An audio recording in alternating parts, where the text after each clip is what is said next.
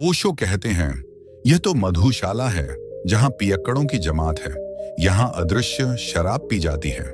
उनका यह संकेत है कि यह जीवन एक ऐसा स्थान है जहां सभी लोग जीवन के आनंद और पीड़ा दोनों को अनुभव करते हैं। जैसे शराब के मदिरालय में लोग मदिरा पीते हैं। यहाँ कोई परंपरा या नियमों का पालन नहीं होता, बल्कि यहाँ शुद्ध सत्य का सामना होता है। वे कहते हैं कि यदि जीवन का आनंद लेना है तो पीना चाहिए, यानी इस जीवन के हर अनुभव को स्वीकारना चाहिए। लेकिन अगर हिम्मत है तो ही पी पाओगे, क्योंकि सच्चा अनुभव केवल तभी संभव है जब आंतरिक साहस हो। ओशो मधुशाला का उदाहरण देकर जीवन के उठापटक, झूठ, वास्तविकता और आध्यात्मिकता को समझाते हैं। यह जीवन विविध रंगों से भरा है, जहां इंसान अधर्म, भक्ति, अच्छे बुरे, झूठ सच के बीच झूलता रहता है। यहाँ सभी अनुभव महत्वपूर्ण हैं, क्योंकि जीवन को पूरी तरह जीने के लिए हमें इन अनुभवों से गुजरना ही होता है। ओशो कहते हैं कि जीवन में जितना सच स्वीकारना है, उतना ही सब कुछ भ्रम के दायरे में आता है। उन्होंने पंडित मानसराम शास्त्री के उदाहरण से समझाया कि लोग खुद को सत्य, चैतन्य, आनंद मानते हैं, लेकिन रोजमर्रा की जिंदगी में हर चीज मायाजाल है। ट्रेन की यात्रा, टिकट, भोजन सब झूठे प्रतीक हैं। काशी का पंडित पुणे क्यों आता है? सब भ्रम है। असल में संसार का हर कार्य, हर आदत, हर व्यवस्था सब माया है। ओशो कहते हैं कि लोगों का झूठा ज्ञान, मैं बुद्ध चेतना, मुझे न आलोचना छूती न प्रशंसा, रिपीट किया हुआ ज्ञान है। ऐसे लोग केवल रटते हैं, असली अनुभव से दूर रहते हैं। उन्होंने पंडित तोते का उदाहरण लिया, जो किसी और की बातों को बार बार दोहराता है, मगर उसका खुद का कोई अनुभव नहीं होता। यहां तक कि शास्त्रों का ज्ञान भी अगर अनुभव से न मिले तो वह सच्चाई नहीं, बल्कि अहंकार, भ्रम और जड़ता बन जाता है। ओशो असली साधुता की पहचान बताते हैं। जो सच में अज्ञानी है वही बदल सकता है। ज्ञानी का बदलाव मुश्किल है, क्योंकि उसका अहंकार घना हो चुका है। इसलिए वे कहते हैं, मधुशाला में प्रवेश पाने के लिए ज्ञान की सारी पोटली बाहर छोड़ो, सहजता और अनुभव के साथ आओ। ये मधुशाला केवल उन्हीं के लिए है जो साहस के साथ अपनी जड़ता और रटे रटाए भावों को छोड़ सकते हैं। यहाँ परंपरा, रिवाज और विद्वता की कोई जगह नहीं। यहाँ हर चीज सच के संपर्क में है, नई ताजगी से भरी। बुद्ध चेतना का अर्थ है अनुभव से सच्चाई की ओर बढ़ना, न कि रटते रटाते जड़ विचारों में उलझे रहना। ओशो कहते हैं, ये मधुशाला ज्ञानियों के लिए नहीं, अज्ञानी के लिए है। यहाँ लिखा पढ़ा, रटी रटाई विद्वता काम नहीं आती, बल्कि सच्चा अनुभव, सरलता और सहजता चाहिए। जो लोग बार बार मैं बुद्ध चैतन्य हूं, मैं सत्य हूं जैसी बातें दोहराते हैं, वे तोते जैसे हो जाते हैं। बार बार बोलना उनका अहंकार है। ओशो समझाते हैं कि असली अनुभव ज्ञान से नहीं, अज्ञान से आता है। अज्ञानी व्यक्ति सरल होता है, उसमें विनम्रता होती है, उसकी सहजता ही उसे मधुशाला में प्रवेश दिलाती है। उन्होंने उदाहरण दिया, पंडितों, साधुओं और गंभीर धर्म गुरुओं की विद्वता अक्सर उनके अहंकार को बढ़ाती है और वे असली सत्य से दूर हो जाते हैं। ओशो कहते हैं, मधुशाला के द्वार अज्ञानी के लिए खुले हैं, ज्ञानी के लिए बंद। अगर तुम सच्चा आनंद चाहो तो अपनी रटी रटाई बातों को बाहर छोड़ो, क्योंकि सच्चा आनंद अनुभव से मिलता है, न कि बार बार सुनी, पढ़ी या बोली बातों से। यहाँ कोई परंपरा, कोई धार्मिक अभ्यास, कोई सीख वर्जित नहीं है। यहाँ बस अनुभव की मस्ती है। मधुशाला जीवन का वह स्थल है जहाँ प्याला वहीं उठा सकता है जो व्यर्थ या अहंकार की झूठी पोटली छोड़कर आता है। ओशो अंतिम सूत्र देते हैं, अगर ज्ञान को तिलांजलि दे सको तो मधुशाला के कपाट तुम्हारे लिए खुलेंगे। यहाँ ज्ञान नहीं, अनुभव अनिवार्य है। ओशो समझाते हैं कि संसार में जितना भी ज्ञान है वह सिर्फ रटने, बोलने या दिखाने के लिए है, लेकिन सच्चा अनुभव कभी दोहराई और नकल से नहीं आता। मधुशाला उन्हीं साहसी लोगों के लिए है जो अपने भीतर के जड़ता, अहंकार और झूठे ज्ञान को छोड़ सकते हैं। अगर कोई बार बार मैं बुद्ध चैतन्य हूं, मुझे प्रशंसा या ताना नहीं छूता जैसी बातें कहता है, तो वह अपने अंदर के सच से भाग रहा है, वह खुद को धोखा दे रहा है। ओशो हास्य व्यंग्य के माध्यम से समझाते हैं, जैसे किसी पत्नी ने बहुत बच्चों के झंझट में रोते हुए कहा, गलती हो गई, बच्चों के बिना रहना बेहतर था। तो बेटी ने झट जवाब दिया, मम्मी एक गलती के बाद रोते नहीं। मतलब हर कोई अपना रटा रटाया ज्ञान दूसरों को भी सिखा देता है, लेकिन असली अनुभव फिर भी नहीं आता। वे कहते हैं कि हर जगह, हर धर्म में, हर देश में लोग केवल दोहराते हैं, अनुभव नहीं करते। मधुशाला का मतलब है छल कपट और जड़ता को छोड़कर जीवन की मस्ती में आना। इस मस्ती के लिए न कोई धार्मिक टकराव है, न कोई परंपरा, न ही किसी ज्ञानी का घमंड। यहाँ कोई बंधन नहीं, सब मुक्त हैं, सब आनंद में हैं। अगर साहस हो तो आओ और जीवन के असली स्वाद का अनुभव करो। ओशो इस भाग में बताते हैं कि अगर जीवन की मधुशाला में आनंद, मुक्ति और प्रेम चाहिए तो अहंकार छोड़कर विनम्रता अपनानी होगी। झुकना, समर्पण करना, यह शुद्धतम आध्यात्म का भाव है, जिसमें हम खुद को परमात्मा या अस्तित्व के आगे रच कर रखते हैं। यह झुकना किसी बाहरी सत्ता या प्रतिमा के प्रति नहीं, बल्कि अपने भीतर के सत्य, प्रेम और कृतज्ञता के प्रति है। ओशो कहते हैं कि जीवन के हर अनुभव में अगर विनम्रता हो तो आनंद प्रस्फुटित होता है, वही असली मधुशाला की प्राप्ति है। उन्होंने एक कहानी के बहाने बताया कि अगर हम अपने अहंकार की गठरी दूसरे के कंधे पर रखना चाहते हैं तो हम खुद ही अपने दुख बढ़ाते हैं। बुद्ध का सूत्र है, गठरी हमारी है तो बोझ भी हमारा है। इसलिए पूरी सजगता, विनम्रता और आत्म स्वीकृति की आवश्यकता है। झुकना महज एक क्रिया नहीं, बल्कि आत्मा का गहरा परिवर्तन है।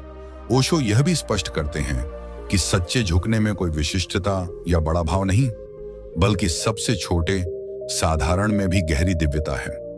जैसे वृक्षों के चरणों में, पृथ्वी की जड़ों में विनम्रता, वहां अहंकार का कोई अस्तित्व नहीं। झुकना और समर्पण करना सच्ची मधुशाला तक पहुंचने का सरल और गहन रास्ता है।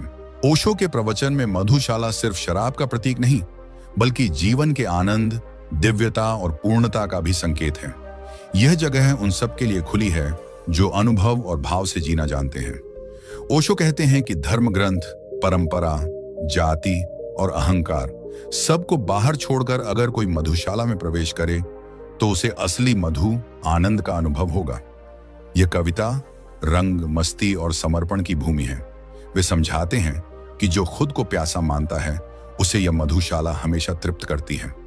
जब तक हमारे भीतर प्यास है, सत्य, प्रेम, आनंद या मोक्ष की, यह मधुशाला खुली है। यहाँ धर्म का नाम, जाति पांति, विद्वता, दिखावा सब बेकार है। केवल समर्पण और एकता ही मुख्य है। ओशो इस जगह को एक अदृश्य मंदिर कहते हैं, जहां मूर्तियां, प्रतीक नहीं, बल्कि जीवन के रंग, रचनात्मकता और मौलिकता पूजी जाती है। यहाँ कोई श्राप नहीं, कोई बंधन नहीं।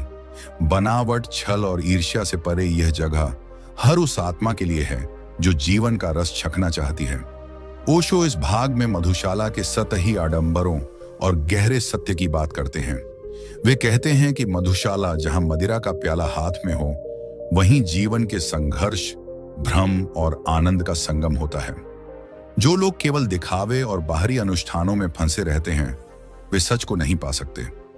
मधुशाला में 50,000 मदिरा पान करने वाले होते हैं, लेकिन उनमें से केवल एक ही वास्तविकता को समझ पाता है। इसीलिए वे कहते हैं, मोह माया, छल कपट, अहंकार, ज्ञान के नाम पर दिखावा यहां बेकार है। यहां सत्य की रहने वाली जगह होती है, जो ताजा, नवीन और अधरों से बाहर है। ओशो मजाक करते हुए बताते हैं कि कई बार लोग आध्यात्म की बातों को घुमा फिरा कर दोहराते हैं, जैसे तोते मंत्र पढ़ते हैं, लेकिन उनके भीतर कुछ भी परिवर्तन नहीं होता। ओशो कहते हैं कि जो असली है वह सहजता से आता है और चमकता है, वह नकली नहीं होता। वे मधुशाला को ऐसे स्थान के रूप में दिखाते हैं जहां लोग अपने अस्तित्व की खोज में भीतर की प्यास बुझाने के लिए आए। यहाँ सभी प्रकार के लोग हैं, कहीं बौद्धिक तो कहीं भावुक, पर असली मधुशाला वह है जहां एकता और मौलिकता है। ओशो मधुशाला को जीवन की एक रंगीन, त्रुटिपूर्ण लेकिन आनंदमय इकाई के रूप में देखते हैं। यह वह स्थान है जहां जीवन की सारी उलझनें, पियक्कड़ों की जमात, छल कपट, सत्य और मोह सब साथ होते हैं। मधुशाला जीवन के उस अनुभव को दर्शाती है जहां अदृश्य शराब अर्थात जीवन के सांसारिक सुख दुख पीते पिलाते रहते हैं। ओशो कहते हैं, अगर जीवन का वास्तविक आनंद लेना है तो पीना पड़ डरेगा जीवन के हर पहलू को, और अगर हिम्मत हो तो ही यह संभव है। यह हिम्मत है अपने अहंकार, झूठ, भ्रमों से ऊपर उठने की और शुद्ध सत्य के संपर्क में आने की। वे कहते हैं कि जिंदगी में कोई स्थिरता नहीं है, हर पल बदलाव है। मधुशाला के आदमियों की तरह जो जीवन के झरनों में बहते हैं, वे ही सच में जीवन जीते हैं। यहाँ ज्ञानी, पंडित और दिखावा करने वाले नहीं, बल्कि वे हैं जो सच्चे दिल से पूर्णता के साथ जिए। ओशो सकारात्मक और हास्यपूर्ण व्यंग्य से बताते हैं कि जीवन में जो ज्ञान हमें मिलता है वह केवल तब सच्चा होता है जब वह अनुभव का हिस्सा बने। जो लोग रटते हैं, झूठे ज्ञान से भरे हैं, वे जैसे तोते हो जाते हैं जो सिर्फ दोहराते हैं मगर जिया नहीं पाते। इसलिए मधुशाला में प्रवेश केवल उन्हीं को मिलता है जो जड़ता छोड़कर स्वाभाविक और सरल है। मधुशाला एक माध्यम है जीवन की भ्रामक परतों को हटाने का और आत्मीय आनंद को प्राप्त करने का। यहाँ हर कोई, चाहे वह कितना भी पंथ, जाति या विचारधारा का हो, एक दूसरे से जुड़ा है, क्योंकि यहाँ जीवन की मूलभूत सच्चाई ही पूजा जाती है। ओशो इस भाग में स्पष्ट करते हैं कि वे कोई विचारक नहीं हैं। वे कहते हैं कि विचारक सोचते समझते रह जाते हैं, पर सच्चा जीवन विचारों से नहीं, अनुभव से मिलता है। इतिहास में बहुत सारे झगड़े और उपद्रव विचारकों के कारण हुए हैं। जीवन को जीने की कला विचार से नहीं आती। न सौंदर्य, न सत्य, न प्रेम विचार के फल हैं। ओशो एक कहानी के माध्यम से बताते हैं कि रविंद्रनाथ टैगोर पूर्णिमा की रात एक किताब पढ़ रहे थे, लेकिन पढ़ते पढ़ते ऊब गए और किताब बंद कर दी। तभी खिड़कियों से चांद की किरणें आ गईं, जो ज्ञान की वास्तविकता का प्रतीक है। वे कहते हैं कि अनुभव प्रकाश की तरह है और विचार केवल एक अनुमान या धारणा है। असली अज्ञान को समझना और अपने भीतर की आंखें खोलना ही सच्चा ज्ञान है। जो व्यक्ति वास्तविक अनुभव प्राप्त करता है, वह जीवन के दर्द, संघर्ष और आनंद को निश्चिंत होकर स्वीकार करता है। ओशो बताते हैं कि जब हम अपने विचारों से ऊपर उठते हैं और सिर्फ होना, बीइंग का अनुभव करते हैं, तभी हम परम शांति, प्रेम और आनंद से जुड़ते हैं। इस स्थिति में हर प्रकार की क्रिया, संघर्ष और द्वैत समाप्त हो जाता है।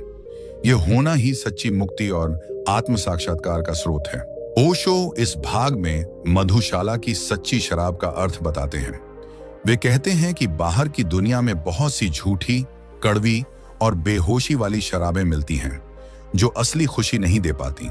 लेकिन मधुशाला की असली शराब वह है जो तुम्हें जगा दे, तुम्हें तुम्हारा असली स्वरूप दिखाए, जो तुम्हें स्मरण कराए कि तुम कौन हो। ओशो कहते हैं, जो शराब तुम्हें बेहोश करे वह शराब नहीं, वह धोखा है। असली शराब वह है जो तुम्हें होश में लाए। यह शराब तुम्हें भीतर के गहरे सच, प्रेम और आनंद से जोड़ती है। जब तुम इस शराब का स्वाद लेते हो, तब तुम्हें जीवन का गहरा आनंद और सच्ची आजादी मिलती है।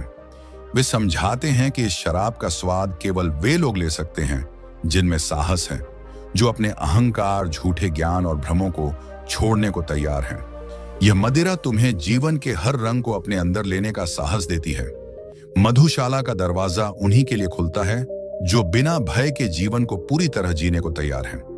अंत में ओशो कहते हैं कि मधुशाला का असली आनंद तब मिलता है जब हम अपने आप से सामना करते हैं, अपने भीतर की असल सच्चाई से जुड़ते हैं और जीवन की पूरी यात्रा को अपनाते हैं।